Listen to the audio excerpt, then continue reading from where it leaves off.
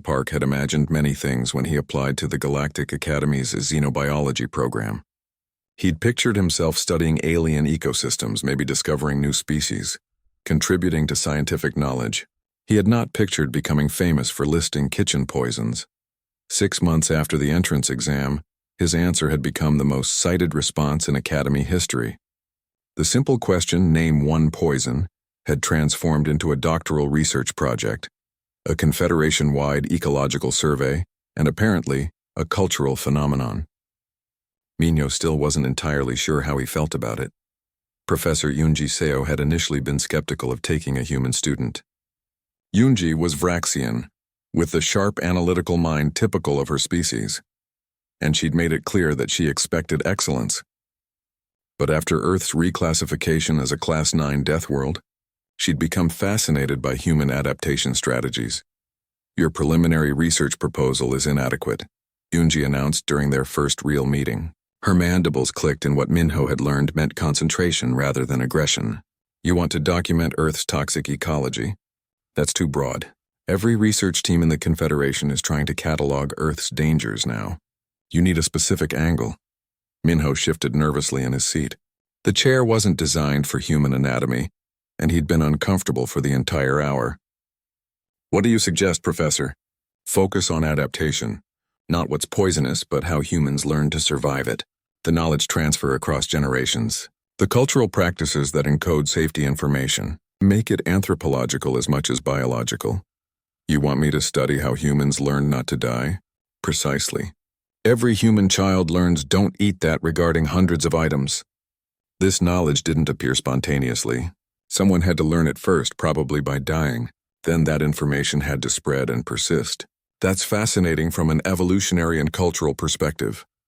Minho considered this, so I'd be researching how trial and error became common sense. Among other things, you could examine how humans identify danger, how they test safety, how they pass on survival knowledge, compare methods across different Earth cultures, show how a death world species develops practical wisdom. It was brilliant. Minho spent the next week designing his research methodology, then submitted a revised proposal. Yunji approved it with what might have been a smile, though Minho still wasn't good at reading Vraxian expressions. The project attracted immediate attention. Within days, Minho had requests from military strategists, survival training programs, and colonization planning committees. Everyone wanted to know how humans survived impossible conditions. Captain Jiho An contacted him directly. Jiho was human, one of the first to serve in the Confederation's exploratory fleet, and he'd heard about Minho's research through the military network. "The fleet wants to incorporate human survival training into standard protocols," Jiho explained over video call. "But we need documentation of what humans actually know and how we learned it. Your research could provide that foundation." "I'm just a student," Minho protested. "You're the student who made the entire Confederation realize humans are death world survivors. That makes you qualified. Plus, I could use help. They keep asking me to teach aliens how to think like a human in dangerous situations, and I don't know how to explain instincts." Minho agreed to collaborate. Jiho visited the academy 2 weeks later, bringing field equipment and a list of demonstrations that made the safety committee panic. The first demonstration took place in one of the academy's environmental simulation chambers, set to replicate a moderately dangerous Class 4 world. Minho and Jiho wore standard exploration suits. 50 students and faculty observed from the control room, including Yunji and a Delphinian student named Hayuno, who was writing her thesis on human pain tolerance. "This environment has toxic atmosphere, aggressive flora, and predatory fauna," Jiho explained to the observers. "Standard protocol recommends full isolation suits and minimal surface exposure. We're going to show you how humans would approach this situation."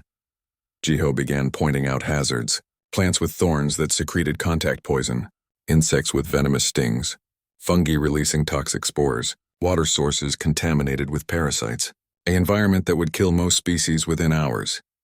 "First rule of human survival," Jiho said. "Everything is potentially dangerous until proven otherwise." Second rule: most things won't kill you immediately, which means you have time to learn. He approached a plant with bright red berries. "These look appealing.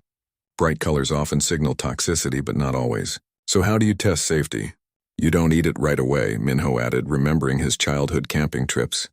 You check for smell first. Strong or bitter smells often mean alkaloids or other toxins. Jiho crushed a berry, sniffing carefully. Sharp, acrid smell. Probably toxic. But let's say we're desperate and need food. Next step is skin contact test. Small amount on the wrist or inner elbow.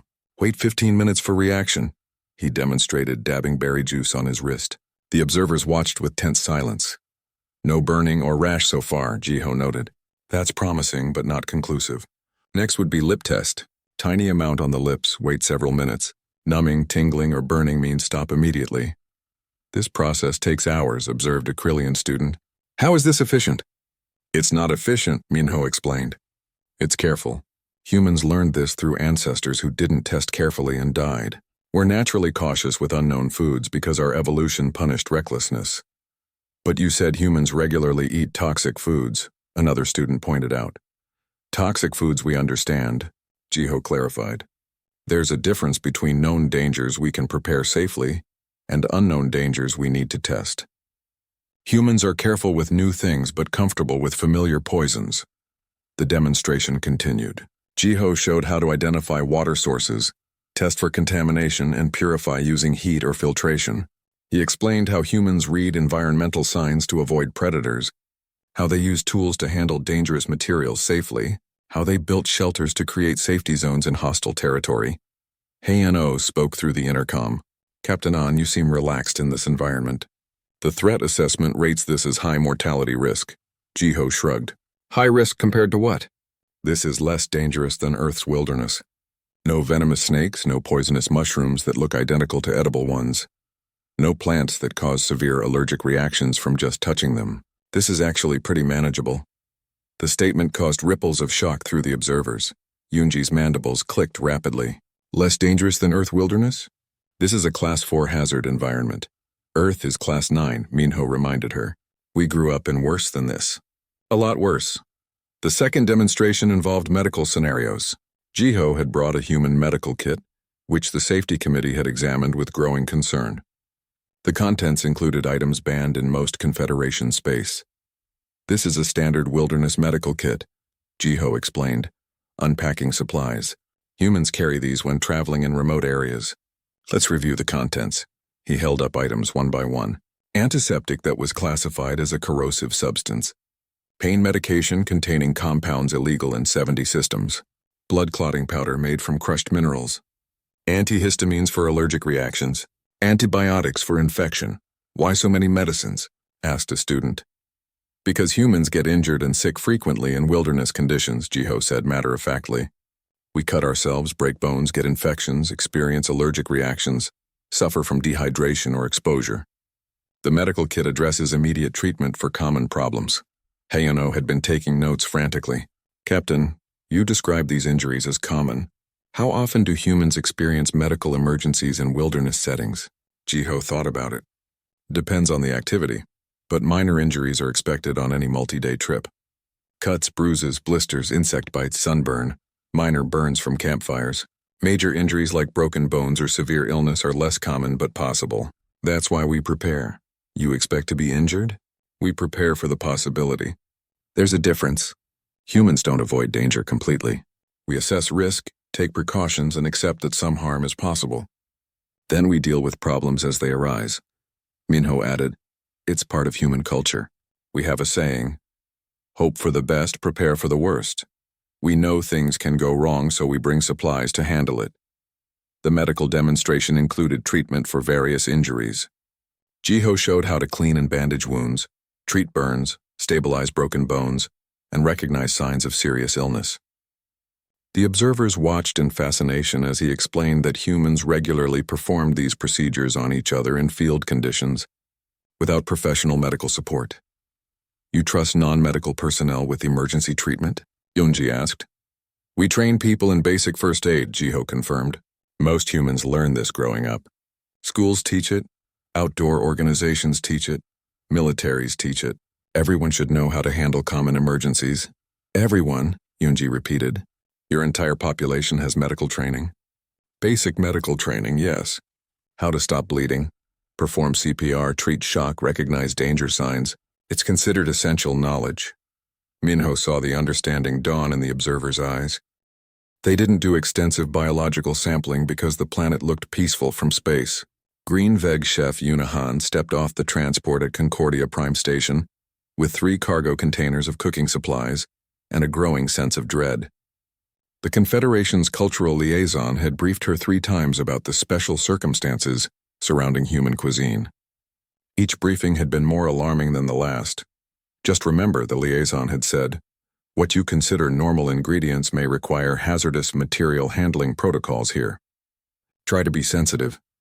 Yuna had cooked for presidents and celebrities. She'd won awards across 3 continents. She'd trained under masters in France, Thailand, and her native Korea. But this was her first time cooking for aliens who considered her pantry a biohazard. Chef Min Seok Bae waited at the arrival gate. The Turilian's electromagnetic field rippled through colors Yuna's translator device labeled as polite, greeting and suppressed anxiety, and his species experienced taste through electromagnetic resonance rather than chemical receptors. Yuna wasn't sure how this cooking exchange would work, but the Confederation had specifically requested it. Chef Han, Minseok said through the translator, welcome to Concordia Prime. I've prepared a kitchen space according to your specifications with additional safety features. Safety features for cooking? Yuna asked. You'll understand when you see it. The kitchen occupied an entire laboratory wing normally used for xenobiology experiments. Yuna noticed the biohazard symbols on the doors immediately. Inside, the cooking area was surrounded by transparent barriers. Medical equipment lined the walls. A decontamination chamber connected to the exit. This seems excessive, Yuna said carefully. We've had 3 weeks of briefings about human food, Minseok explained. The safety committee insisted on precautions. Many of your ingredients required special import permits normally reserved for restricted substances. Yuna opened her first cargo container and began unpacking. Minseok watched her remove items, his electromagnetic field cycling through increasingly alarmed colors. That's a nightshade, he said, pointing at tomatoes. Yes, for the pasta sauce. And those are allium family vegetables, garlic and onions, essential for flavor. They contain organosulfur compounds that are neurotoxic to 60% of galactic species. Yuna paused, holding a garlic bulb. Really, we put these in almost everything. We know. It's in the briefing materials. Under Category 5 Human Food Hazards. The cooking demonstration was scheduled for the next day. The attendance list included xenobiology students, cultural exchange participants, and multiple medical teams on standby. Yuna had planned a simple menu to start: pasta with tomato sauce, garlic bread, and a basic salad. She woke up at 400 to begin prep work, as was her habit. The kitchen's AI system immediately activated containment protocols when she entered. Warning, the system announced. Unauthorized access to restricted materials detected. I'm Chef Han, I'm supposed to be here. Verified. Warning stands. Biohazard protocols active. Emergency medical support notified. Yuna started coffee brewing, which triggered another alarm about caffeine being a psychoactive stimulant. She ignored it. By 800, students began arriving. They filed into observation areas behind the transparent barriers, keeping careful distance from the cooking space. Yuna recognized some species from her briefing materials. Delphinians with their bioluminescent markings, Phyrexians with their insectoid features, Krillians glowing with refracted light, and a handful of humans, including a young woman who waved enthusiastically. The human student approached the barrier intercom. Chef Han, I'm Seoyeon Park. I'm studying xenobiology here. This is so exciting. Thank you, Yuna said. Though I'm not sure why everyone seems so nervous about pasta. You should see the warning they sent out, Seoyeon laughed. Half the ingredients are on controlled substance lists. The tomatoes alone required approval from the Botanical Safety Board. For tomatoes? They're nightshades. Most species consider the entire family deadly. Yuna looked at her ingredients with new understanding. The bright red tomatoes that would make a beautiful sauce, the garlic that would add depth and flavor, the basil with its aromatic oils. All of it apparently terrifying to most of the galaxy. Minseok activated the demonstration broadcast system. Welcome to the Confederation's first human culinary arts presentation. Chef Yuna Han will prepare traditional Earth foods using safety protocols. Medical teams are standing by. Please remain behind the barriers at all times. Yuna smiled at the cameras, trying to project confidence. Hello, everyone. Today I'll show you how to make a simple pasta dish that humans enjoy regularly. Let's start with the tomato sauce. She held up a tomato. This is a fruit from the nightshade family. Yes, it contains alkaloids, but in safe levels for humans when ripe. We've been eating these for thousands of years. Nervous murmurs came through the observation area speakers. Yuna cut the tomato, enjoying the familiar feel of the knife and the fresh scent of the fruit. In the observation area, several students backed away from the barrier. The smell is reaching us, a Delphinian said. Is that the toxic compounds? No, those are just aromatic molecules, Seoyun explained. They're harmless, probably. Yuna continued preparing ingredients, narrating each step. The garlic caused particular concern. When she crushed the cloves, releasing their pungent oil, alarms activated throughout the facility. Organosulfur compound concentration detected, the AI announced. Ventilation increasing to maximum. Medical teams prepare antitoxin treatments. It's just garlic, Yuna protested. You put it in hot oil and it smells wonderful. The human is heating the toxic compounds, someone whispered loudly. This is madness. Minsok's electromagnetic field had turned a color the translator rendered as professional curiosity overcoming survival instinct. Chef Han, could you explain why humans heat poison? It's not poison when prepared correctly, Yuna said patiently. Heat breaks down some compounds and transforms others. Raw garlic is very strong, but cooked garlic becomes sweet and mild. It's basic chemistry. She added the crushed garlic to hot olive oil. The familiar sizzle and smell filled the kitchen. In her previous life, this would make people's mouths water. Here it triggered evacuation protocols. Chemical transformation detected, the AI warned. Compound structure changing. Unknown safety profile. It's fine, Yuna insisted. This is how you cook. Seoyun spoke through the intercom again. Maybe explain the process more. They don't understand that heat changes things safely. Yuna took a breath and slowed down. Okay, garlic contains allicin which forms when the cells are crushed. Heat transforms allicin into different compounds that are flavorful, but much less reactive. The cooking process makes it safe and delicious. We've been doing this for thousands of years without problems. Humans have been deliberately applying thermal energy to modify toxic compounds for millennia, asked a Krillian student. This is remarkable adaptation. We call it cooking, Yuna said. Every culture on Earth does it. She added the tomatoes to the garlic oil, then began explaining how the acids in tomatoes needed heat to mellow, how the sugars would caramelize, how the flavors would concentrate and blend. The students watched in fascination as the sauce transformed from raw ingredients into something rich and aromatic. When she added basil, another alarm sounded. What now?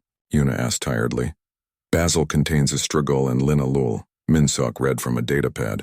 Both require Category 3 handling protocols. It's an herb. It grows in gardens. Human gardens, yes. We're beginning to understand that human gardens are essentially cultivated hazard zones.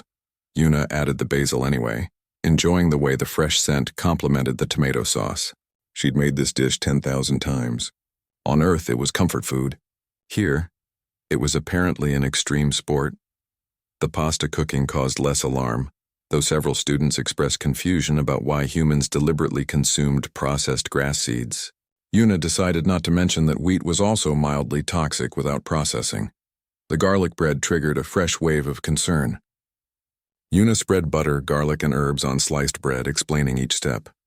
When she put it under the broiler, the students watched the bread toast with scientific interest.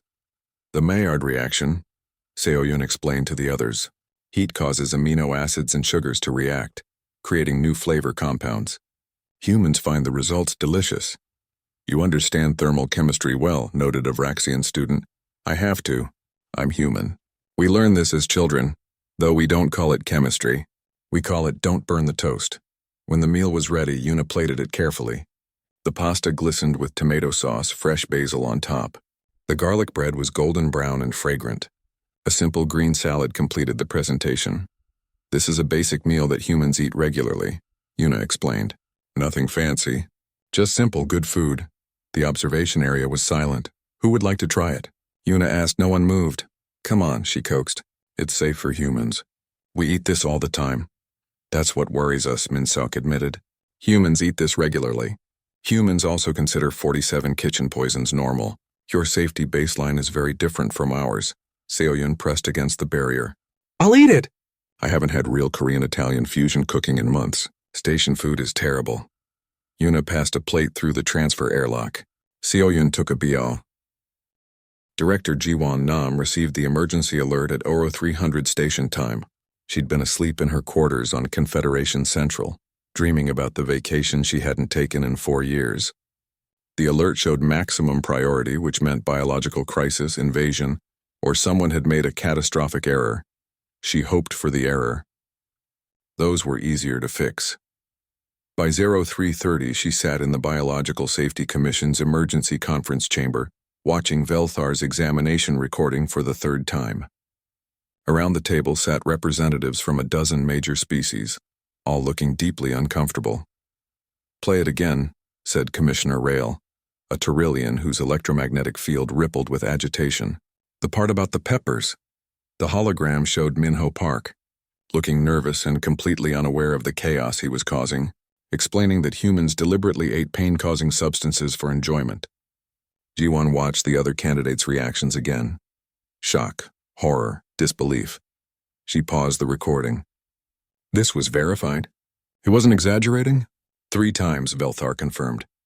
The Krillian examiner stood at the far end of the table, crystalline body still pulsing erratically. "I contacted Earth's cultural database. Everything the humans said is accurate. They do store those substances in food preparation areas. They do consume them regularly. The number 47 was, if anything, conservative." Jiwon felt a headache forming behind her eyes. What was Earth's planetary classification during first contact? An aide brought up the data on the central display. Standard habitable world, class 3. Moderate biodiversity, normal radiation levels, stable climate zones. No significant hazards noted. Who conducted the survey? The Delphinian science vessel Calm Waters did the initial scan.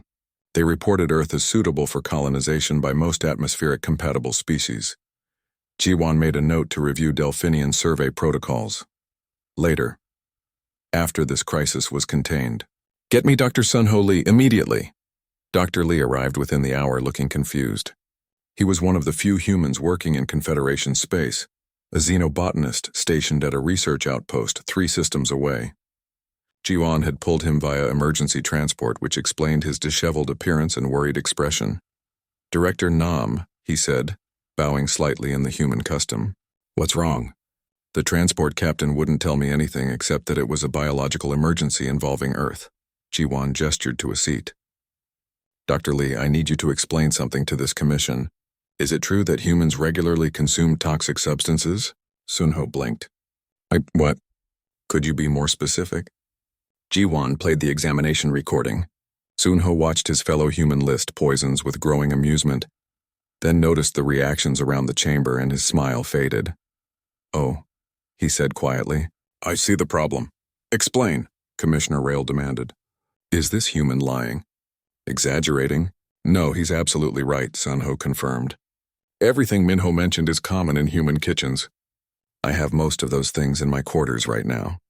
The chocolate, potatoes, tomatoes, beans, nuts, spices. Standard groceries," the chamber erupted. Jiwon had to call for order twice. "How is your species not extinct?"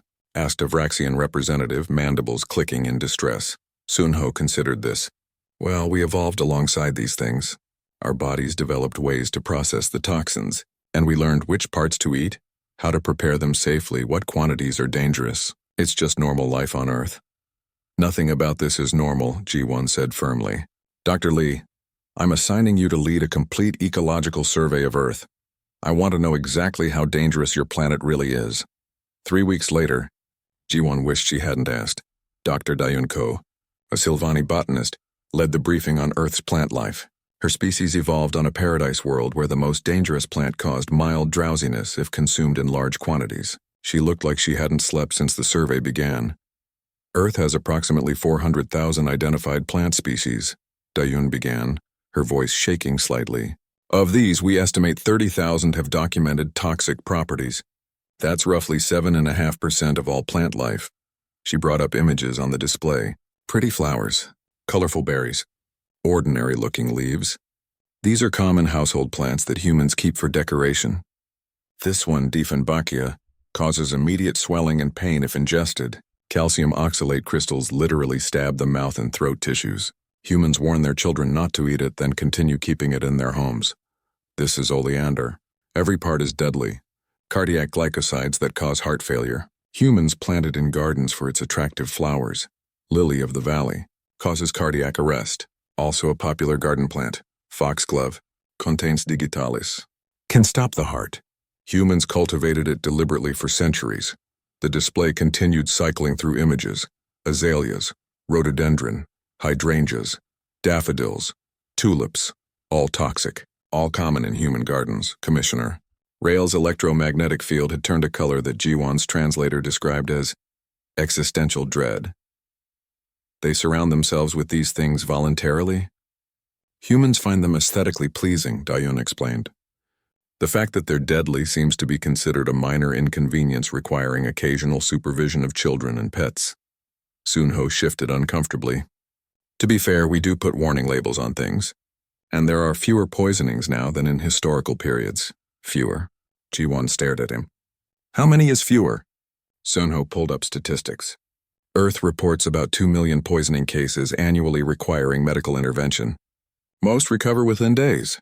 Fatal cases are under 100,000 per year. The chamber fell silent. That's with modern safety protocols, Sunho added helpfully. It used to be much worse. Jiwan rubbed her temples. Continue the briefing. I assume it gets worse. It did. The next presentation covered Earth's fauna. Venomous snakes, spiders, scorpions, jellyfish, fish, octopi, insects, and platypuses. The platypus confused everyone until Sunho explained that they were egg-laying mammals with venomous spurs that evolved for no clear reason. Your planet has mammals with venom? Commissioner Rael asked weakly. Just the male platypuses, Sunho said. And some shrews. Oh, and slow lorises have venom in their elbows. Elbows, Rael repeated flatly. Right. They lick it and mix it with saliva for their bites. Jiwan made a note to review her own sanity later. What about microorganisms? That presentation was somehow worse. Earth teemed with bacteria, viruses, fungi, and parasites that could sicken or kill. Humans existed in a constant state of low-level biological warfare with their own environment. This is why human immune systems are so aggressive, the medical specialist explained. They evolved to fight constant invasions. Their bodies maintain standing armies of white blood cells. They generate fevers to literally cook infections. Their stomach acid could dissolve metal. But here's what's interesting, the specialist continued. Humans also maintain colonies of beneficial bacteria. Trillions of microorganisms live in human digestive systems, helping process food. They cultivate internal ecosystems. They host bacterial colonies deliberately? Someone asked. They can't survive without them. Human digestion depends on these microorganisms. They even consume certain bacteria intentionally through fermented foods, introducing new species to their internal ecosystem. Jiwan felt like reality was breaking down. Let me understand this. Humans eat spoiled food containing bacteria for health benefits? Fermented, not spoiled, Sunho corrected gently. Yogurt, cheese, pickles, kimchi, sauerkraut, miso, soy sauce, sourdough bread. These are staple foods created through controlled bacterial growth. Controlled, Jiwan repeated. They control bacteria. Well, mostly. Sometimes fermentation goes wrong and people get sick. But usually it works fine. The final presentation covered human food preparation methods. This was what finally broke Commissioner Rael's composure entirely. Humans consume the nightshade family? Rael's electromagnetic field flickered between colors the translator couldn't name. Deliberately? Potatoes, tomatoes, eggplants, and peppers are all nightshades, Sunho confirmed. We've been eating them for thousands of years. You just have to prepare them right. And cassava, which contains cyanide? It's a staple food for millions of humans. You process it to remove the toxins. It's not complicated. Not complicated, Rael said faintly. The human casually dismisses cyanide processing as not complicated. Jiwan reviewed the data on her tablet. Every page brought new horror. Humans deliberately aged meat to partially decompose it for flavor. They ate raw fish that could contain parasites. They consumed the reproductive organs of plants, often the most toxic parts. They brewed drinks from roasted seeds containing psychoactive stimulants. And they did all of this daily, considering it completely normal. We need to reclassify Earth, Jiwan announced. Immediately. What's the highest hazard rating for habitable worlds? Class 9 Death World, an aide replied. reserved for planets so hostile that sentient life shouldn't be able to evolve there. Earth is now Class 9, Jiwan declared.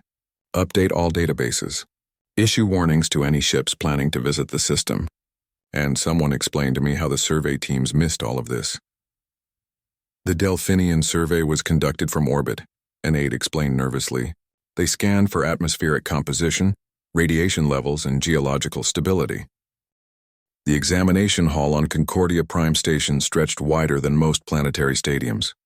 Thousands of candidates from hundreds of worlds sat in organized sections, separated by atmospheric requirements and gravity preferences. Some breathed methane through specialized masks, others floated in liquid-filled spheres. A few existed as crystalline structures that communicated through light patterns. Minho Park sat in the standard oxygen-nitrogen section, feeling very alone. He was the only human in a room of beings who considered his species barely civilized. Earth had only joined the Galactic Confederation 3 years ago, and most aliens still thought of humans as the newcomers, who wore clothes made of plant fibers and ate dead animals. The Galactic Academy's xenobiology program accepted fewer than 200 students each year from across known space. Minho had studied for 18 months just to understand the application forms. Now he sat here sweating in his best suit, hoping he wouldn't embarrass his entire planet. Examiner Velthar moved between the testing stations with fluid grace. The Krillion's crystalline skin refracted the overhead lights into rainbow patterns. Multiple optical sensors on stalks swept the room, missing nothing. Velthar had been administering these exams for 43 years and had seen every type of candidate. But humans were new. Interesting, perhaps, but surely not capable of true academic excellence. The toxicology section began after lunch. This portion tested practical knowledge about dangerous substances in each candidate's home environment. Most species found it simple. The Delphinians, who evolved on water worlds with minimal plant life, typically named their few poisonous sea creatures. The Vraxians from desert worlds listed their toxic minerals. Standard answers ranged from 3 to 7 examples. Belthar's voice echoed through the translation devices each candidate wore. This portion assesses your awareness of environmental hazards. Survival knowledge demonstrates practical intelligence applicable to field research.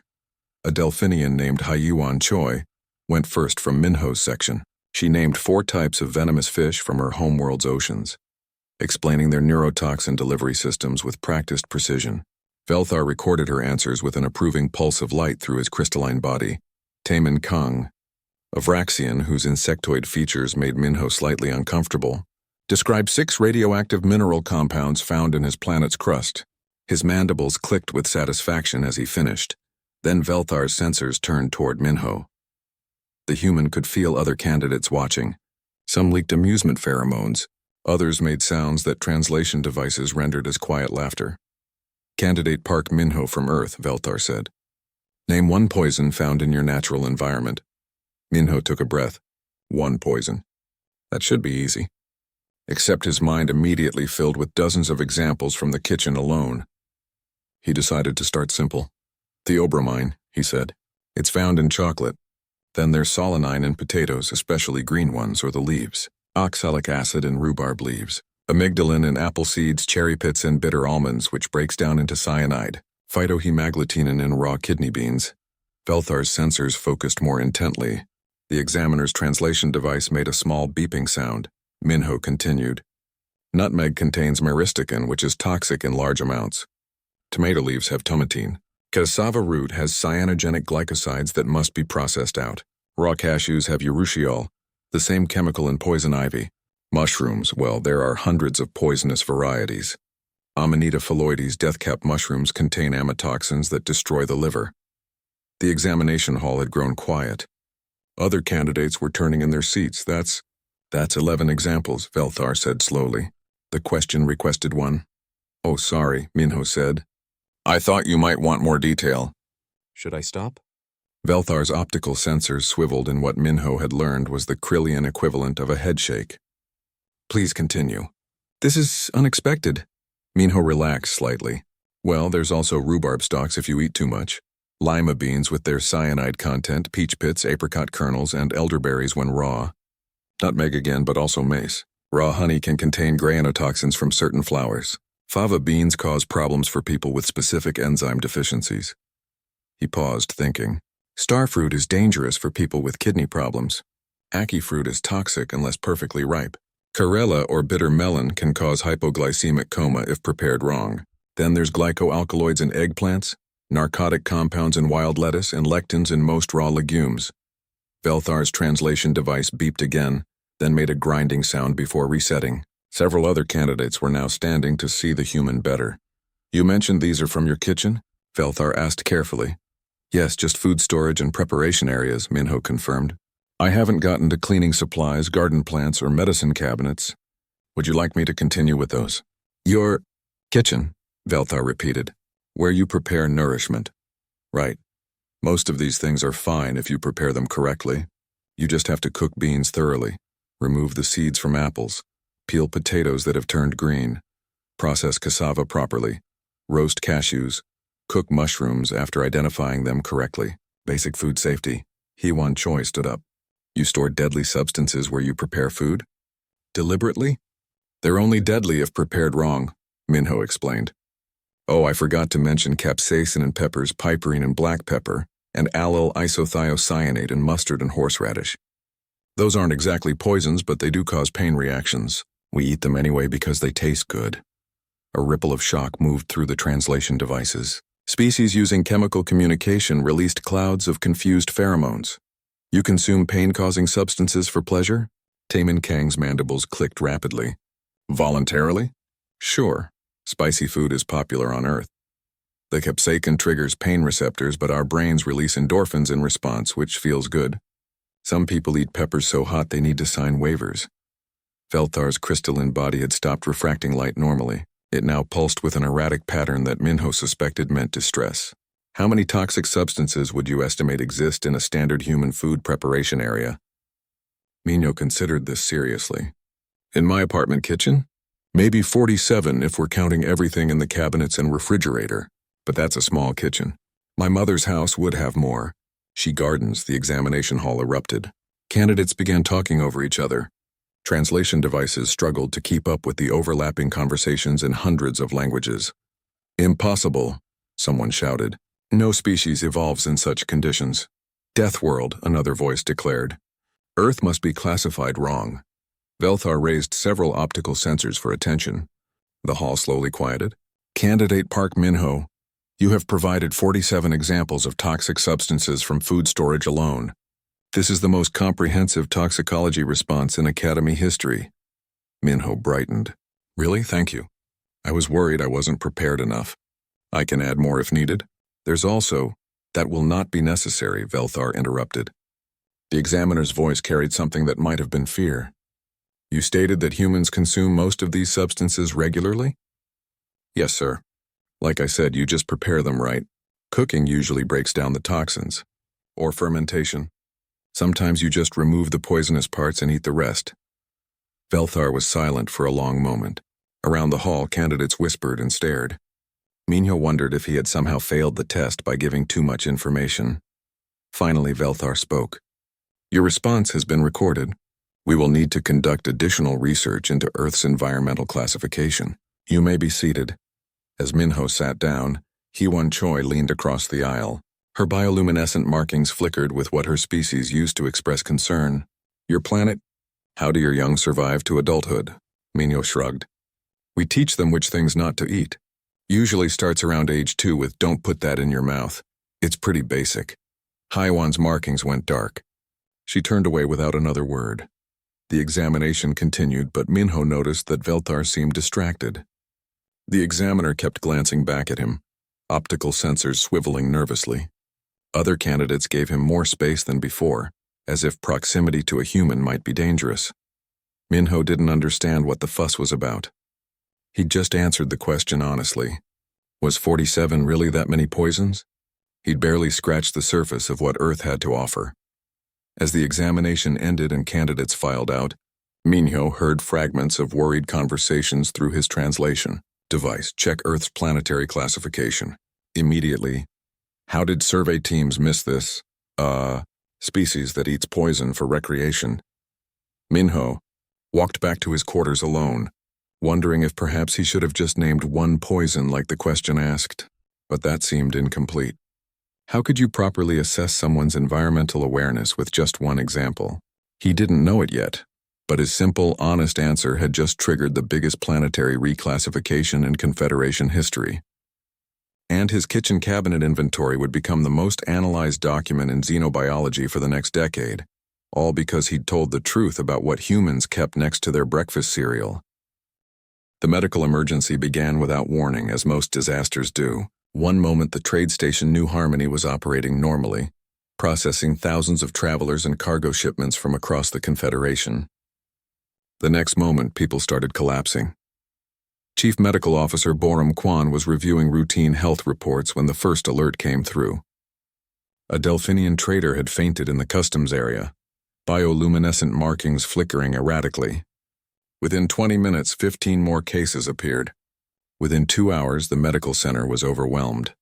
Boram was human, one of only 3 human doctors working in Confederation medical service. She'd spent years proving that human medical training was legitimate, despite coming from a primitive world. Now she stood in a crisis that might kill thousands, watching her alien colleagues panic. "It's spreading too fast," reported Dr. Venn, the Krillian head of infectious diseases. His crystalline body pulsed with erratic patterns that indicated extreme stress. "We've isolated 43 patients, but new cases appear every few minutes. Quarantine protocols aren't stopping transmission." Boram reviewed the patient data. The symptoms were consistent: fever, respiratory distress, neurological dysfunction, organ failure. The progression was rapid and deadly. 3 patients had already died, and dozens more showed critical decline. "Have we identified the pathogen?" Boram asked. "Working on it," Venn replied. "But standard treatments aren't helping." "Nothing is working." Boram made a decision. "Show me the human patients." New Harmony's human population was small, maybe 200 people among the station's 50,000 residents. But if this disease affected humans, their responses might provide clues. The isolation ward held 6 human patients. Boram recognized one of them, Kyung-Min Ro, a researcher she'd met at a medical conference. He looked terrible, pale and sweating, but he was conscious and breathing without assistance. "Dr. Kwan," Kyung-Min said weakly, "glad to see you. This is unpleasant. How long have you been sick?" "Symptoms started yesterday evening. Fever, chills, body aches. I thought it was just a cold at first." "Cold?" asked the attending nurse, a Tyrillian named Sujin Lim who'd trained under Boram. "You mean upper respiratory infection?" "Right, humans get them frequently. Usually not serious," Kyung-Min coughed.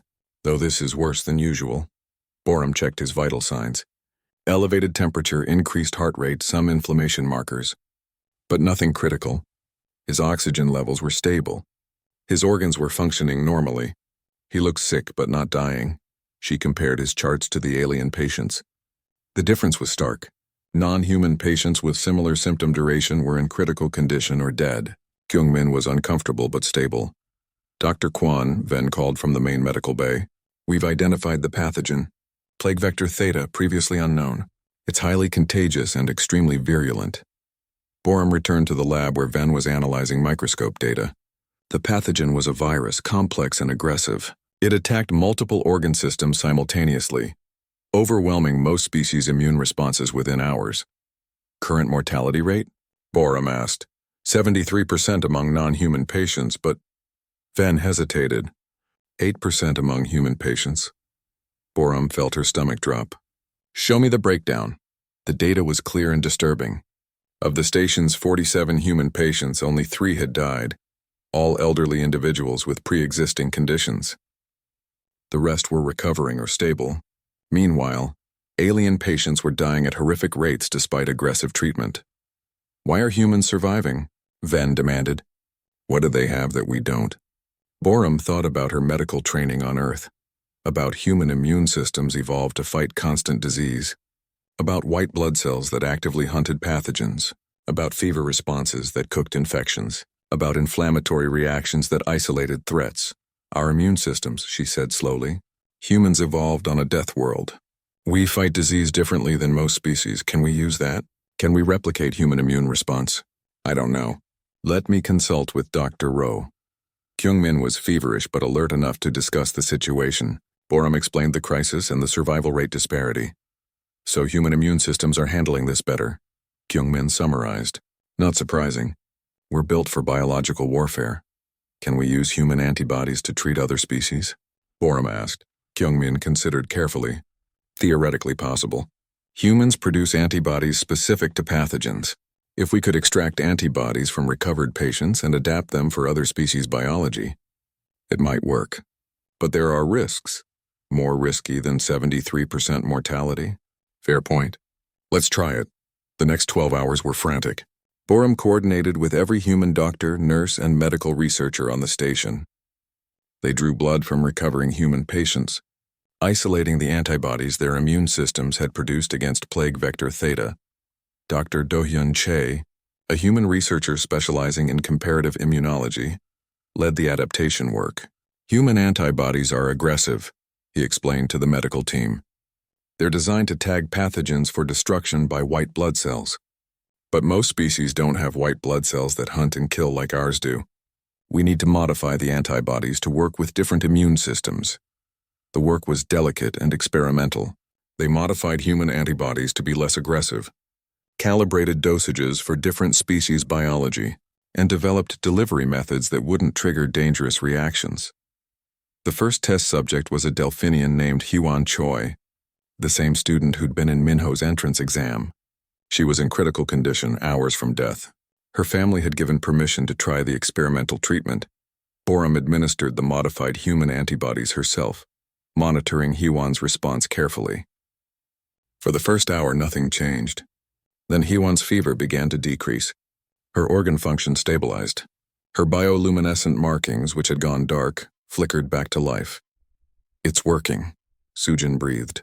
The human antibodies are fighting the infection. By the end of 24 hours, Hyewon was conscious and breathing normally. The infection was still present but controlled, giving her own immune system time to respond.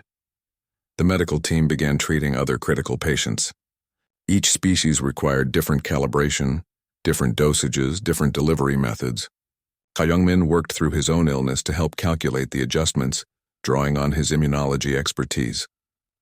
The key is moderation, he explained during a brief rest period. Human immune response is like warfare. We send in armies of white blood cells, raise our body temperature to hostile levels, and flood the system with inflammatory compounds. Most species can't handle that level of aggressive defense. We're giving them just enough human antibodies to tag the pathogen without triggering the full human response.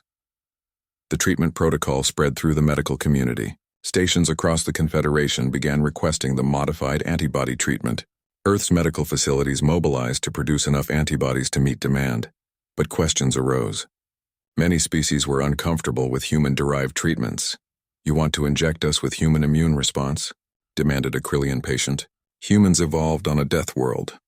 Their biology is designed for constant warfare. What if the treatment is worse than the disease?